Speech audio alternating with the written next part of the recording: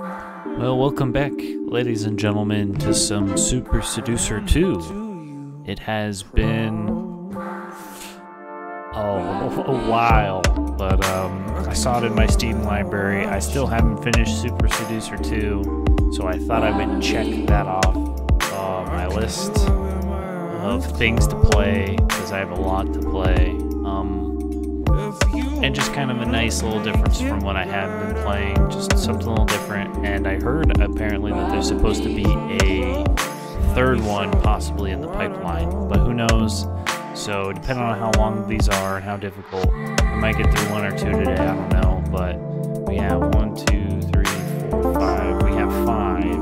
So we're gonna see if we can, Jesus, that's sensitive, see if we can get through the rest of this game within the next few days. Maybe I'll kind of do it every other day against Lego and Deus Ex right now, but let's just jump right in. And today it's comedy interlude.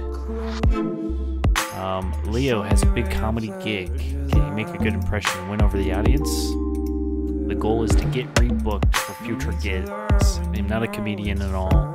This is probably going to be my most difficult task, harder than picking up women or hitting numbers. So let's just see how we do. Hey Richard, how's it going? It's Leo. Yeah, good man. Hey, do you remember you're still coming to the comedy club tonight? Yes. Leo. Yeah, nice one. Hey, could you do me a favour and just make sure you don't bring Mahmood? That's because last time he was here, he got up on stage. It was an absolute disaster. I had big agents in to see me. He ended up getting more laughs than me when he got his ass out. Yeah, they signed Darius Davies instead. Yeah, they probably do regret that now. Anyway, man, cool. I'll see you later on. Cheerio, bye. He's from the, put the fucking hookah down, Mahmood. So we'll see how we do with the comedy. I'm not sure if we're supposed to get a date on top of it, we're just supposed to get so let's just be funny. Let's be funny.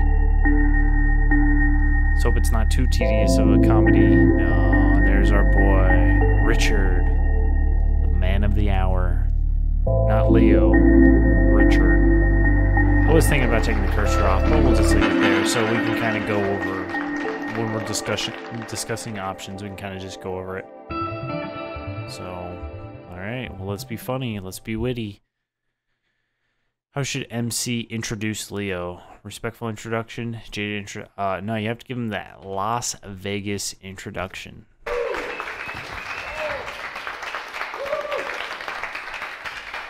Ladies and gentlemen, welcome to the MGM Live Las Vegas. Sponsored by Diet Coke, Coca-Cola, Fantarade, and Heinz Soup.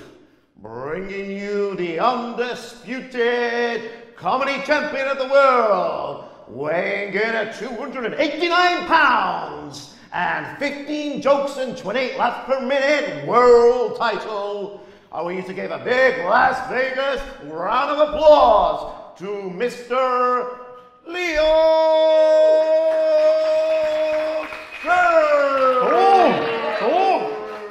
That was a terrible introduction, I must say. That was awful.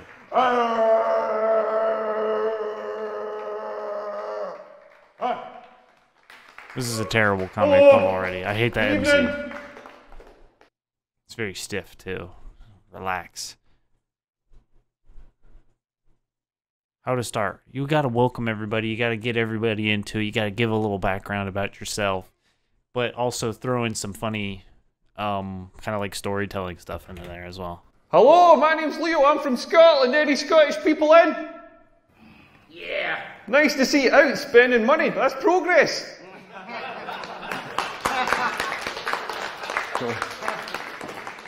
This is gonna... Oh, Richard didn't even talk that time. So maybe there's a reason why I haven't finished the rest of Super Seducer 2. It's very difficult to get through. First joke, self-deprecating joke about Scottish food, evil puns, discussing hay fever joke, Susan Boyle joke. Let's go with the self-deprecating. We got to get the stereotype stuff out of the way first, for him being Scottish. So let's go with that. I love coming to this city. The food here is amazing because the food in Scotland is absolutely shite. Like, one of the things we do is the deep fried pizza. Don't know if you've seen this thing. Basically, what we do is we get a shitty supermarket pizza. We put cooked chips on it. We fold it in half and seal it, so you've got a sort of chip calzone going on. Then we batter it and deep fry it. And do you know what it's served with? Chips. There's not even a sprig of parsley on this thing. Like, this is a nation just dedicated to self-abuse. Like, they're going to do a series of Man versus Food in Glasgow, but it was pretty obvious that food would have just fucking killed that guy.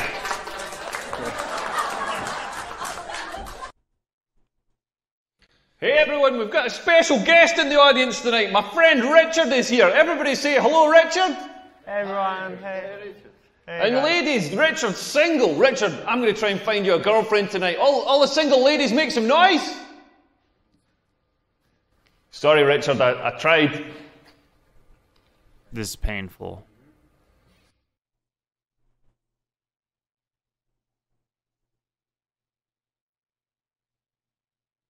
Oh. Yeah, maybe there was a reason why I stopped playing Super Seducer 2. I think we've gotten to the point now. Okay, well, we're not picking up dates, so maybe Richard does it. Maybe in the other ones he will. But, yeah. Okay, so we're not going to go with the hashtag me too. Let's just go with the self-deprecating thing about me being tall. We'll go with that. I'll tell you a bit about myself. I'm tall. I know I'm tall because people tell me every day that I'm tall. I was in Aldi yesterday because comedy's going well. I was in Aldi doing the big shop. I had my German cheese, my German sausages, my German cereal, and a jet ski. I mean, it's Aldi own brand, so it's called a Jot Scoop, but you get the picture. But amazing shop. Like, the whole trolley comes to like £8. Best shop in the world. But I was queuing up, and this girl in front of me sees me, and she's like, "Oh, you're tall." Like I hadn't noticed. You know what I mean? Like I've been walking around all day being like, why is the ground so far away? And then she follows it up with, have you always been this tall? Have I always been this tall? Yeah, I was born this tall. I had to be winched out of my mother's vagina. She thought she was giving birth to a linguine. Like, no, I started off baby size. That's how people work. But when you're tall, people just come up to you all the time. They'll say things like, are your parents tall? As if that's not how genetics works. They'll be like, you should meet my cousin Billy. He's tall. You'd have something to talk about. He would probably talk about how much of a prick you are. I get this one a lot as well. They're like, you play basketball. Like, Dad, play basketball. I don't know if you can tell from my accent, but I'm not from South Central Los Angeles. I'm from Scotland. The only sports we've got in Scotland are ones you can play with a pint in one hand, like a cigarette in the other, try to slide a rock across some ice with your dick. And it's only tall people that get this. Like, you wouldn't go up to another kind of person. Like, you wouldn't go up to a fat person and be like, oh, you're fat.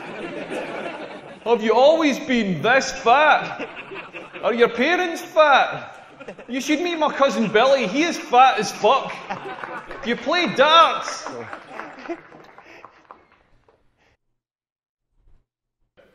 I don't know what's going on with my testicles. They're the weirdest part of the human body, all wrinkled up. Mine look like Gordon Ramsay's forehead. Like if he was a werewolf. And they're constantly moving, constantly doing this weird slow dance, just gently adjusting, like gently rolling over each other, adjusting for heat or optimal sperm production or something. Like, have you ever sat and watched this? Like, not mine. Like, Richard, have you ever sat and watched your testicles? Yeah, they just keep moving. Yeah, this is a wise man who knows the pleasures of looking at your testicles. If you haven't seen this, go to the toilets after the show, have a look at your testicles. If you don't have testicles, don't worry. Just follow Richard. He's going to give a demonstration. Yeah, absolutely.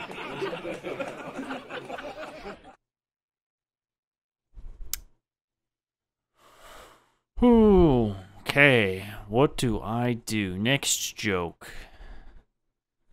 Doing a shit on holiday, nightclubs. Okay, well, we were just talking about testicles. I don't know why. I'm not going to talk about fat activists. Let's talk about sex. So I had sex the other night. I mean, I say it was the other night. It was about 4 months ago, but the important thing is I had sex. Like, I met up with this lassie, and by the way, I'm Scottish, so when I say lassie, I don't mean a crime-fighting dog. Like, this was a genuine woman. I know I'm from rural Scotland. I don't do any animal. It is just sheep. And maybe one day I'd like to have a go on a koala bear, but Anyway, I met up with this lassie, and she was smart, she was funny, she was beautiful. I was like, this girl's amazing. And then we went for some drinks, and then she says to me, should we go back to yours? And I was like, fucking brilliant, this is on. Then I wished I'd said it a little bit quieter. Like, it was totally on. You know when it's on, you pull out all the stops. I was pulling out all the stops. I even paid for an Uber back to mine. Like, you gotta pay for an Uber back in that situation. You cannot take a girl home on 3 night buses. Like, nothing dries up a vagina faster than 3 night buses home. Those night buses have got fans at knee height just blowing Saharan air up towards the vaginal area, just gumming it shut. Like, pay for the Uber. Best £3 I've spent since I was in Aldi. But anyway, we've got in, I'm still pulling out the stops. I've got Luther Vandross in the stereo, making it nice and sexy. I've lit a scented candle with a curtain billowing over it, because nothing turns a girl on more than the risk of a fragrant house fire. Like when she's in the bathroom, I've changed the duvet cover so it doesn't stick to your face. You know, I'm making an effort here. Like, we're getting down to it. I'm trying to do my best. I'm trying to maintain a boner and not sweating her mouth too much. And I thought, I'm going to try talking dirty. Turns out you can't talk dirty in this accent. It just sounds like somebody trying to buy a sausage roll. Then she started talking dirty back to me. She's all like, oh, harder, deeper, faster. I was like, harder, deeper, faster? That's the last thing I want to hear when I'm shagging. Like, faster. Faster, I'm 40 years old. I want to be going as fast as I can. I feel like I'm going to have a stroke here. I want to tap out, bring Richard in, let him help finish the job. She's like, harder, harder, as if I've made a conscious decision to only let 60% of the blood into my boner. I've had 8 pints of beer. How hard do you think I can make this thing? She's like, deeper, deeper, as if I'm stopping an inch off. I'm not holding back. That's the full length of my dick you're getting there. I'm absolutely certain I could not jam that thing in any further. Do you know what I mean? Like basically what she's telling me is I've got a tiny, insignificant, manky dick, and I don't know what I'm doing with it. Like, I don't want to hear that. I want to hear more reassuring stuff. I want to hear stuff like, not so deep. Not so hard. Oh, you're pulverising my tonsils with your massive love truncheon.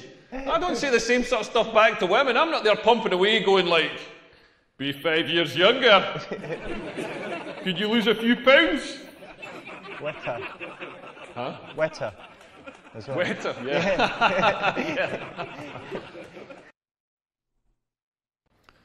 Yeah, nothing's harder than trying to make women come. Like, the female orgasm is the hardest thing to achieve in the world.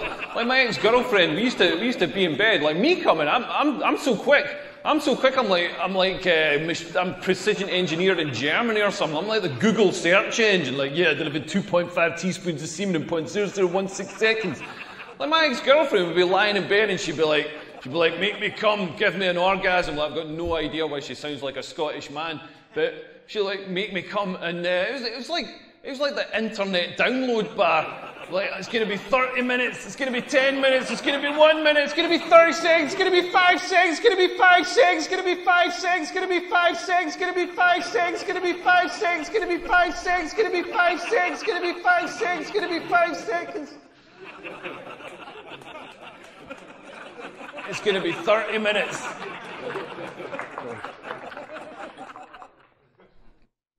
I haven't. This game's just playing itself. He just went on like a. This is just a man's comedy routine. I really haven't done anything. More shit puns, supermarket checkout, testicles on holiday. I don't know. Let's just testicles on holiday. Yeah, we were all talking about Richard's testicles earlier. Like, at my age, my testicles are starting to sag. Like, it's crazy. This got me into trouble on holiday last year. I was in the south of France with my ex-girlfriend. Like, she wasn't my ex-girlfriend then, that would have been weird, but we're down on the beach, and she said, there's nobody about, should we sunbathe naked? And I was like, yeah, brilliant, let's do it. So I whipped my shorts off, I'm lying there on the sun lounger, I'm on holiday, I'm warm, I'm relaxed. Like, unbeknownst to me, my testicles were also on holiday and warm and relaxed, and they softened and melted through the slats in the sun lounger. Like the Terminator melting through the prison bars. Like an octopus going through a maze. And I had no idea. I had no idea until my girlfriend wakes me up going, Leo, get your clothes on, there's people coming. I was like, what the fuck? Well, I reach over to grab my towel. The fucking sun lounger came with me. I'm lying there on the sand with this white plastic sun lounger pinned to my arse, just screaming in agony. I've got no idea what's going on. My girlfriend looks over and sees my balls just quivering against the back of it, just quivering like a scared little hamster. And she just reaches over and thumbs them through to the other side.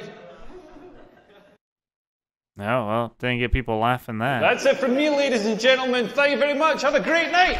Cheers. That was the... Well, I think we probably got re-gigged. I just think that last one wasn't great. Real kiss, ladies and gentlemen. Wow, what a performance. Amazing. No wonder he turned down Mock the Wheaton live at the Apollo. I tell you, I bet Louis C.K.'s glad he's no longer doing comedy, because that is the future. One more time. Thank you. That guy is awkward. Well done. You got the very best possible ending and chose all the right options. Seriously? Wow, thanks, Richard. I did nothing. So I got the re-gig for Leo. And that took 15 minutes. And guess what? I chose 3 options.